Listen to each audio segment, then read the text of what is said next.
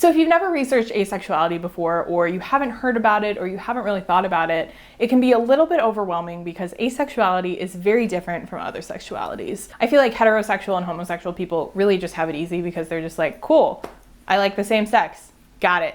Cool, I like the opposite sex, got it. And that's it. Now, obviously, there's a lot to understand about those sexualities. There's a lot of nuances, and it isn't that easy. But asexual people, we kind of have it a little bit different. There's a lot of different terms and things about asexuality that are different than other sexualities. And also, there's just a lot of things about asexuality that you may not have heard of before. So before I really touch on anything really deep, I just want to give you a brief overview kind of asexuality and what it's like and what it's about and all that jazz. So I've said it before and I'll say it again. Asexuality is a lack of sexual attraction. It's experiencing little to no sexual attraction.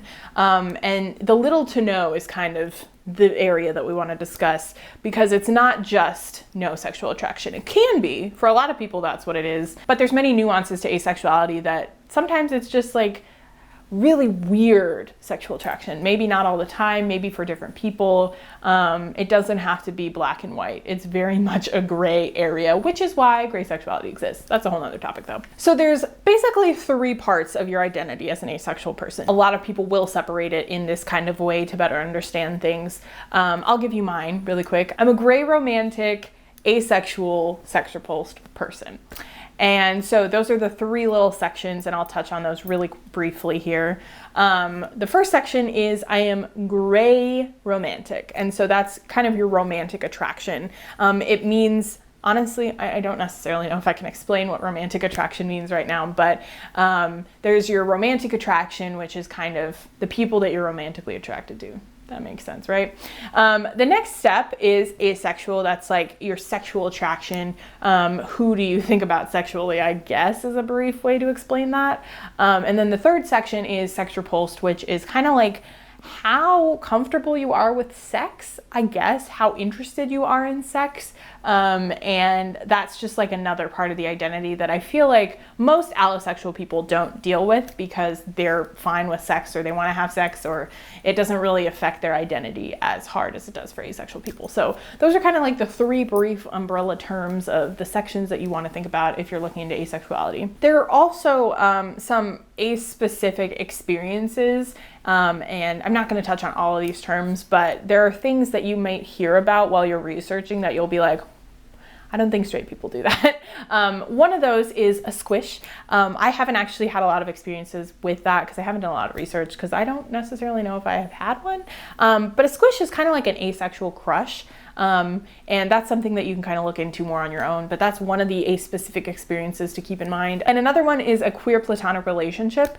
And so, again, I'm not really going to touch on that too heavily, but that's another thing. It's these experiences that ace people have that are different from allosexual experiences because we just have a different experience with sex and a different experience with romance and friendship. A lot of times for ace people, friendships and platonic relationships are way more important than sexual relationships or romantic relationships. And so it's important to keep that in mind when you're researching, if you're talking to an asexual person, or if maybe you're discovering your ace. Maybe your friendships are really important for a reason. I don't know. And so the last couple of things I want to touch on when you're learning about asexuality for the first time is kind of like the community aspect of it. I think one of the great things that has happened in the last 5 to 10 years is that the ace community has really blossomed into this vibrant community of people who are very passionate about their sexuality, which is awesome and great. And it's really helpful during like Pride season. But because of that, we have some signifiers. A lot of sexualities these days have their own specific flags, and there's new ones popping up every day, which is great and wonderful. But the ace flag, which I actually happen to have right here, is this. It's purple, white, gray, and black. So if you see those colors together, it probably means ace. There's also an arrow flag for aromantic people, and that normally has green.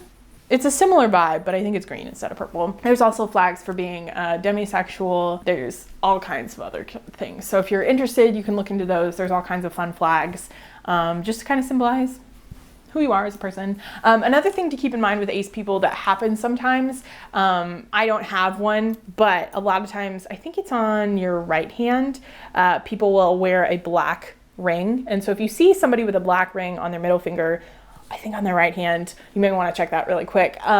Most of the time, it signifies that they're asexual. I have met people who have done that who are not ace though.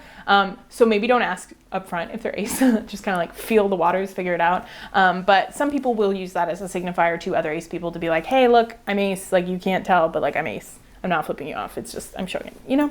And then the very last thing to talk more about the ace community is Ace Awareness Week. Asexual Awareness Week is something that I think was discovered in about 2010. Somebody started it and it has just become this thing that happens every year. I always forget about it. Usually it happens in October. I don't know if there's a specific date. Usually it kind of changes a little bit, but around October, there's Asexual Awareness Week, which is just kind of like a week for ace people to be like, I exist, look at me, I'm cool.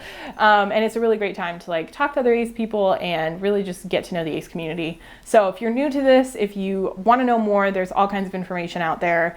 But that's just like a great place to start if you're questioning things, like to look more into those types of things. There's all kinds of resources out there. As an ace creator, I have a lot of resources myself. So if you want to learn more, I have a lot of options for you and I'm always open. I don't necessarily reply to all my emails, but I do see all the emails and comments that you guys leave.